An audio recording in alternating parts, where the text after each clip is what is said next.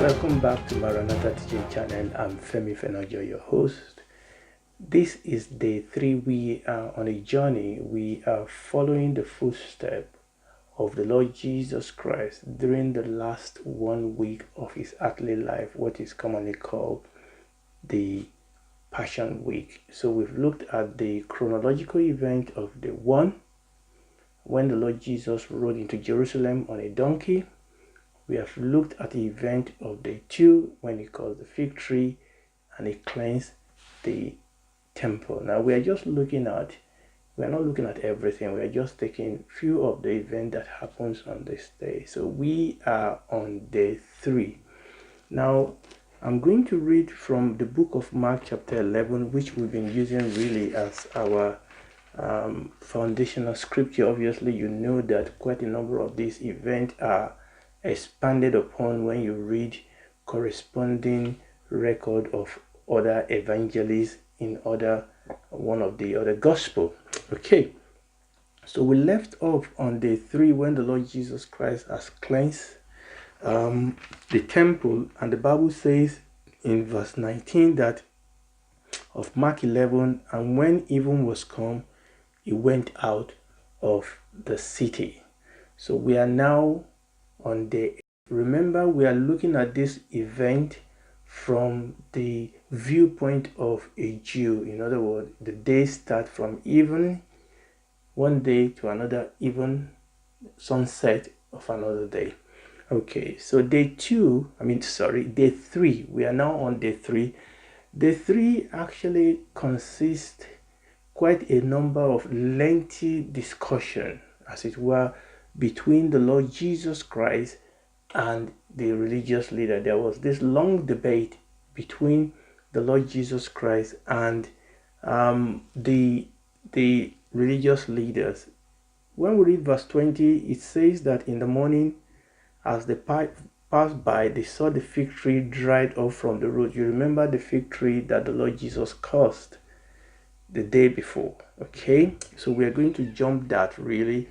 And then when we go to verse 27, chapter 11, verse 27, it says, and they come again unto Jerusalem, and as he was walking in the temple, there come to him the chief priests and the scribe and the elders, and they say unto him, by what authority doest thou these things, and who gave this authority? So from this point on, there was this prolonged debate, as it were, between the Lord Jesus Christ and the religious leaders. So they question his authority. They ask him, where did he get his authority from? And then the Lord Jesus answered them and asked them about John the Baptist. Okay, tell me, where did John the Baptist get his authority? I'm not going to go into the detail of this. And the Lord Jesus then gave them the parable of the husbandman. And the Bible says that in verse 12, and they sought to lay hold on him, but feared the people, for they knew that he had spoken the parable against them. And they left him and went their way. So you will see that things have come to a head.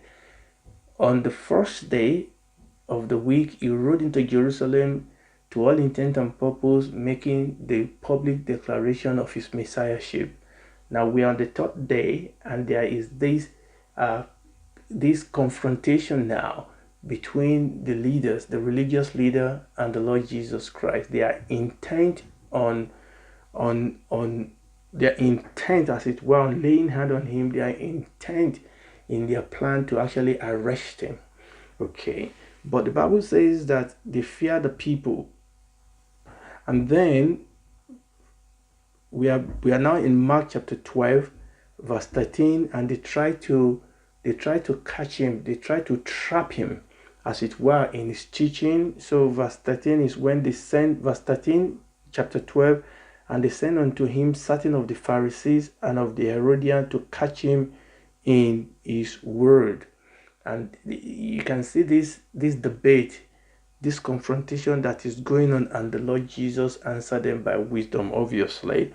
Verse 18, then come unto him the Sadducees, which says there is no resurrection, and then they also try to trap him verse 24, they were asking him about resurrection. Verse 24, the Lord Jesus said unto them, Do you not therefore hear?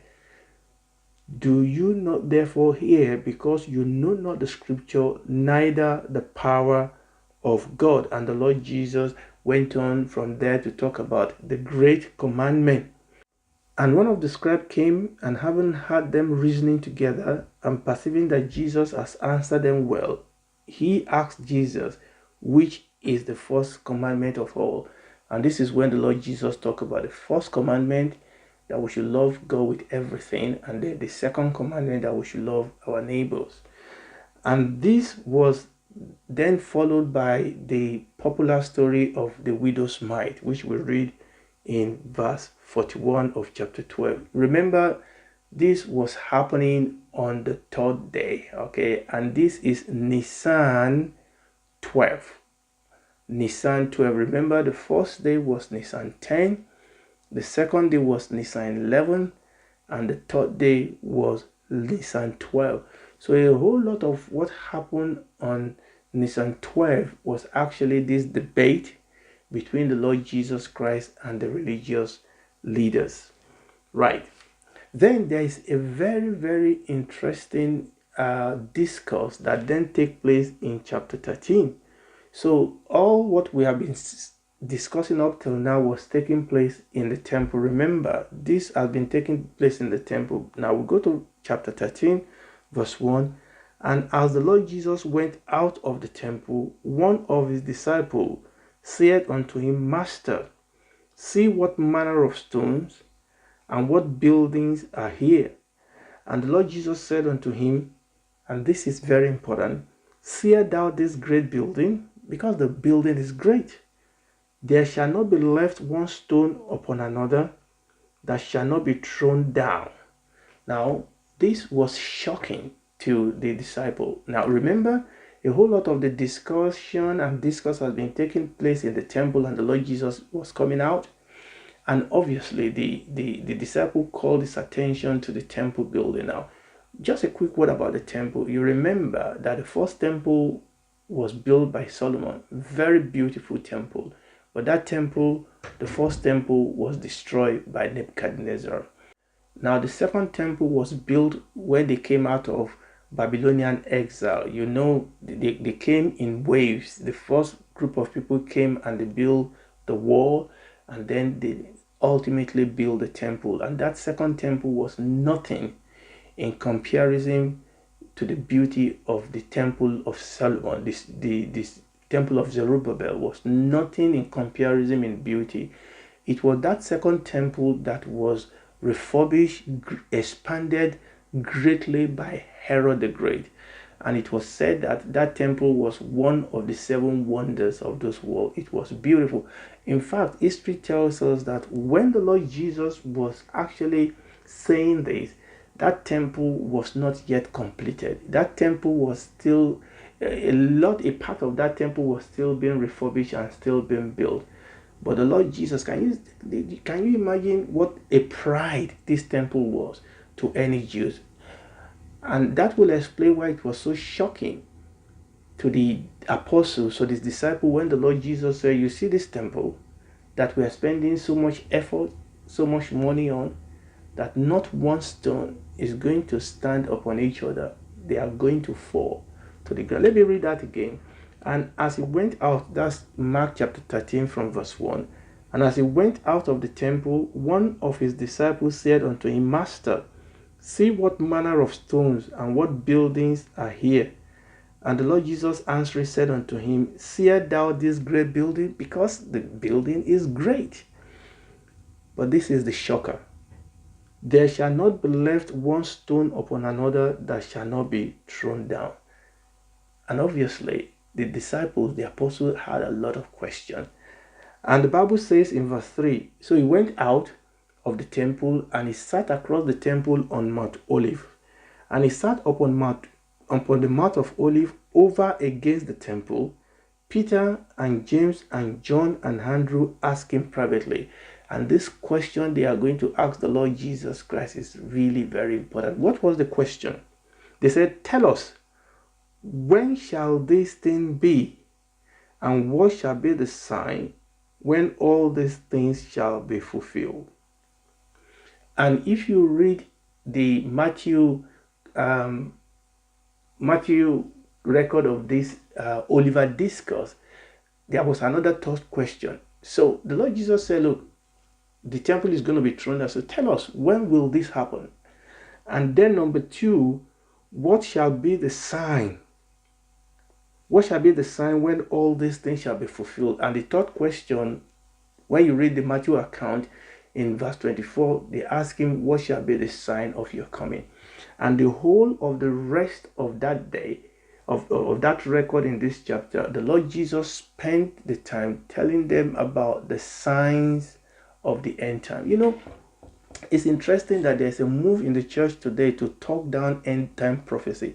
I will be the first one to raise my hand that a lot of people have abused end time prophecy, but that should not be surprising, because if this teaching is very important, the devil will do everything possible to bring it into disrepute. But the Lord Jesus spent quality time to answer the question that the apostles or the disciples asked him. He didn't tell them that's a waste of time. End time prophecy is a waste of time. No, he didn't tell them that. He actually answered the question. Tell us, when will this thing happen? What shall be the sign that is going to happen? What shall be the sign of the end of the age? Now, the purpose of this is not to go into that detail, but it's to actually realize that one of the most important teaching that the Lord Jesus gave during those last few days of his earthly life was an extended teaching on eschatology, the signs of the end of the age. The signs of the end of the age.